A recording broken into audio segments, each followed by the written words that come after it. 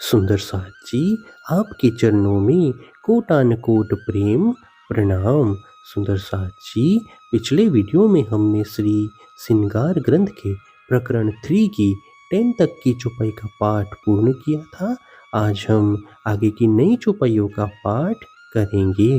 सुंदर साथ जी, अगर आपको यह वीडियो अच्छा लगे तो प्लीज़ लाइक करें और जो भी सुंदर साथ आपके साथ जुड़े हुए हों उन सबको भी यह वीडियो अवश्य शेयर करें। सुंदर साथ जी, जिन्होंने अब तक हमारे इस चैनल को सब्सक्राइब नहीं किया, वे प्लीज़ इस चैनल को सब्सक्राइब कर दें ताकि आने वाले नए वीडियो का नोटिफिकेशन आपको तुरंत मिल जाए। तो कहया मोमिन खाना दीदार, पीना पीवना दोस्ती हक, तवाफ सेजदा इतही ही करे रूह कुर्बानी मुतलक। इसीलिए अपने प्रियतम धनी के दर्शन ही ब्रह्म आत्माओं का आहार कहा गया है एवं उनके मैत्रीपूर्ण स्नेह सिक्त जल से वे ही अपनी तृषा को शांत करती हैं। इन ब्रह्म आत्माओं की परिक्रमा तथा वंदना ही श्री राज जी के चरण कमल कहे गए हैं और वे निश्चय ही इन चरणों में समर्पित हैं।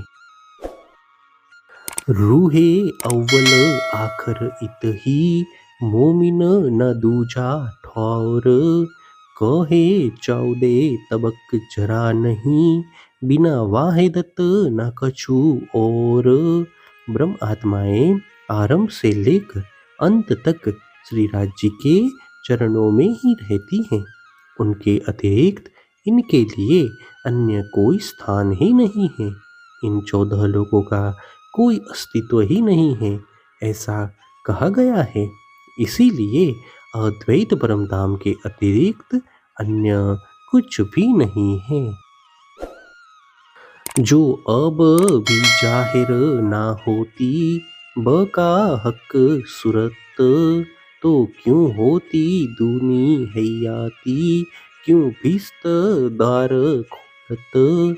यदि श्री राज जी का दिव्य स्वरूप इस जगत में अभी तक प्रकट नहीं होता तो यहाँ के जीवों को अखंडता कैसे प्राप्त होती एवं उनके लिए मुक्ति स्थलों के द्वार कैसे खुल सकते। जो दीदार न होता दूनी को, तो क्यों करते इमाम इमामत, क्यों जानते कयामत को, जो जाहिर न होती निस्बत। यदि इस जगत के लोगों को अंतिम समय में प्रकट हुए परमात्मा के दर्शन नहीं हुए होते तो उन्हें इमाम महदी कैसे उपदेश दे सकते। यदि ब्रह्म आत्माएं भी प्रकट हुई नहीं होती तो ये लोग आत्म जागृति के समय को कैसे पहचानते।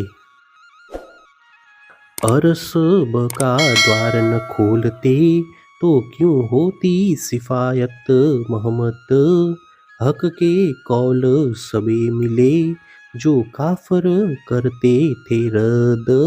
आत्म जागृति की इस पावन वेला में यदि परमधाम के द्वार नहीं खोले जाते तो अन्य पैगंबरों की अपेक्षा रसूल मोहम्मद की विशेषता कैसे मानी जाती।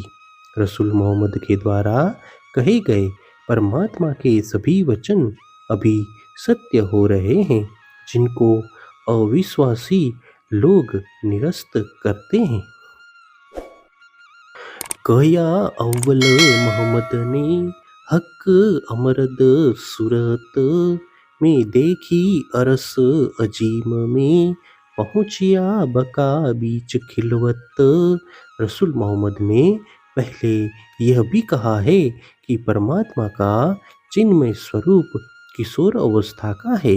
मैंने परमधाम के अंदर एकांत स्थली मूल मिलावे में पहुंचकर इस स्वरूप की ओर दर्शन किए हैं।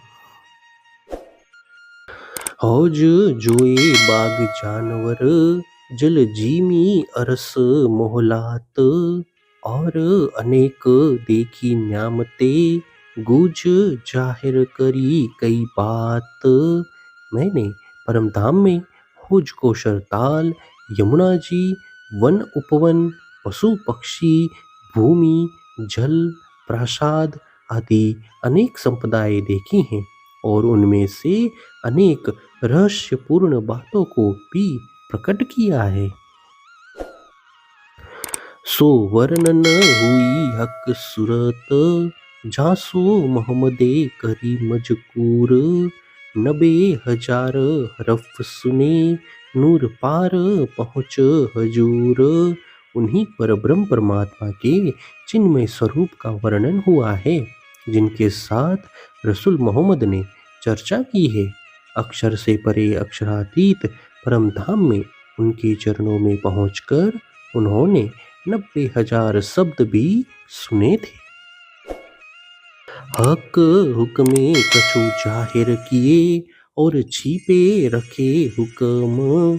सो हुक्मे अव्वल आखर को अब जाहिर किए खसम।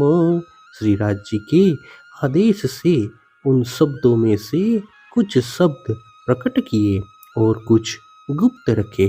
अब इस अंतिम समय में स्वयं परमात्मा ने प्रकट होकर उन अप्रकट शब्दों को स्पष्ट किया है।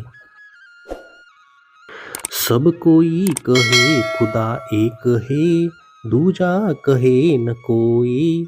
कल्लाम अल्लाह कहे एक खुदा, दूजा बरहक मोहम्मद सोए। आज तक सभी लोग यही कहते आए हैं कि परमात्मा एक है, वे ही सत्य है और उनके अतिरिक्त कुछ भी सत्य नहीं है। कुरान में भी यही कहा है कि एक परमात्मा ही सत्य है एवं उनके संदेश वाहक रसूल मोहम्मद के वचन सत्य है। हे सुंदर साथ जी, इसी के साथ श्री श्रृंगार ग्रंथ के प्रकरण 3 की 20 तक की चौपाई का पाठ पूर्ण हुआ। आगे की चौपाइयों का पाठ हम नेक्स्ट वीडियो में करेंगे। सुंदर साथ जी, अगर आपको यह वीडियो अच्छा लगा तो प्लीज़ लाइक, शेयर और सब्सक्राइब अवश्य कर दें। प्रणाम जी।